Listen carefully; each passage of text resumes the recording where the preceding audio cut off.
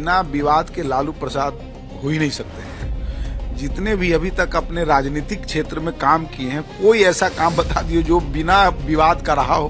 विवादित रहना इनका जन्मसिद्ध अधिकार लगता है मिला है।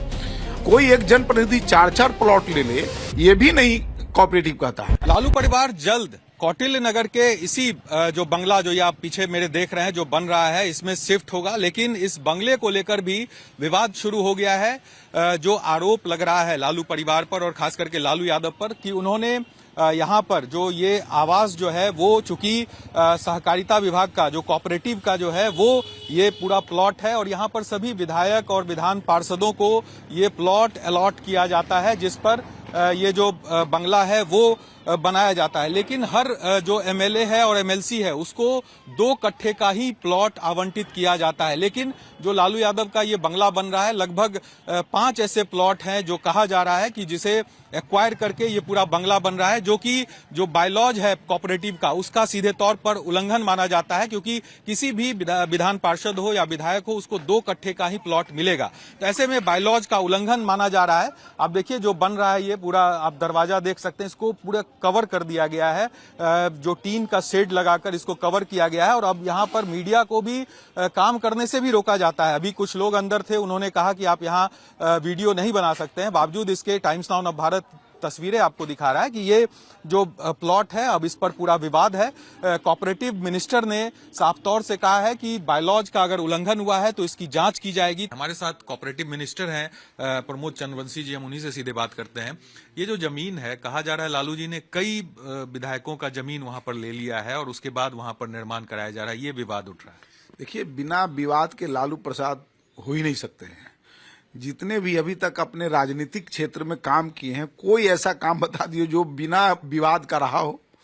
गैर विवादित कोई काम ऐसा बता दे, कोई माने भारतीय राजनीति में बड़ा विडंबना है कि एक ऐसे भी व्यक्ति हुए जो भी काम किए सब में विवाद। तो इनका विवादित रहना इनका जन्मसिद्ध अधिकार लगता है मिला है और ये सरासर गलत है। ये समझिए कि कोऑपरेटिव के नियमावली का उल्लंघन है। कोऑपरेटिव कहता है कि भाई किसी भी जनप्रतिनिधि, जो भी बिहार विधानसभा के सदस्य हों या बिहार विधान परिषद के सदस्य हों, उनको 2 कट्ठे के प्लॉट से ज्यादा नहीं मिलेगा। हाँ, यदि वह नहीं रहना चाहते हैं तो फिर न किसी जनप्रतिनिधि के को ही दे सकते हैं। पर कोई जनप्रतिनिधि परचेज करेगा, दूसरा कोई नहीं ले सकता। लेकिन कोई एक जनप्रतिनिधि 4-4 प्लॉट ले ले, ये भी नहीं कोऑपरेटिव कहता है। लेकिन लालू जी हैं, इनकी लाठी है, इनकी दबंगता है, तो ये अपने मन से चलते हैं। कोई भी संवैधानिक पद पर रहते हुए इनके जितने परिवार के लोग हैं, राबड़ी जी हों, तेजस्वी जी हों, कोई भी इन्होंने ऐसा काम नहीं किया जो संविधान के अनुरूप हो।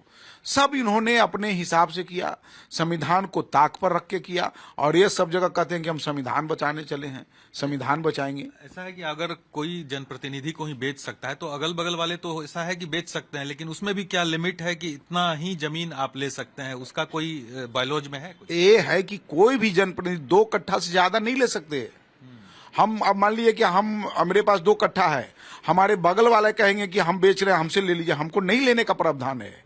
वो कोई तीसरा आदमी लेगा जो वहां नहीं रह रहे हैं, उनके पास जमीन नहीं है, वही लोग लेंगे। अब फिर कोई बगल वाला कहेगा आप ले लिए, तो हम ऐसे करके 6 कट्ठा नहीं ले सकते, बायलॉज के विपरीत है।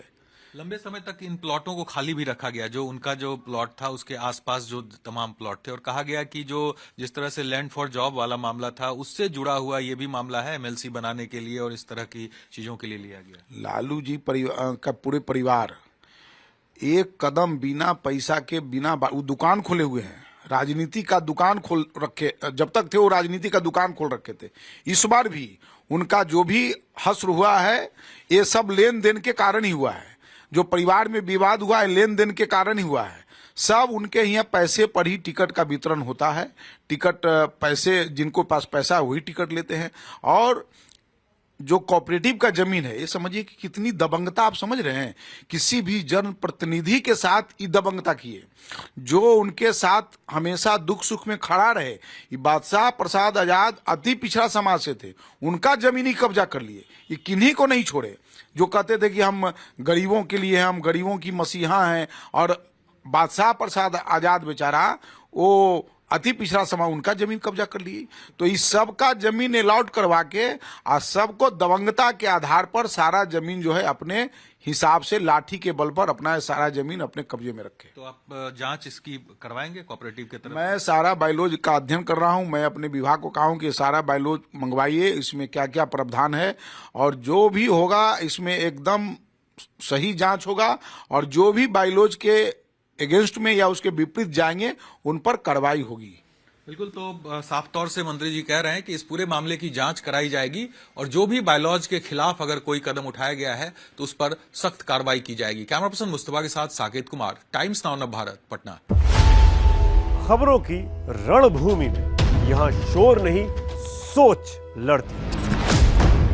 जहां शब्द नहीं, फैक्ट्स वार करते हैं और हर सवाल खोलता है सच की नई परत।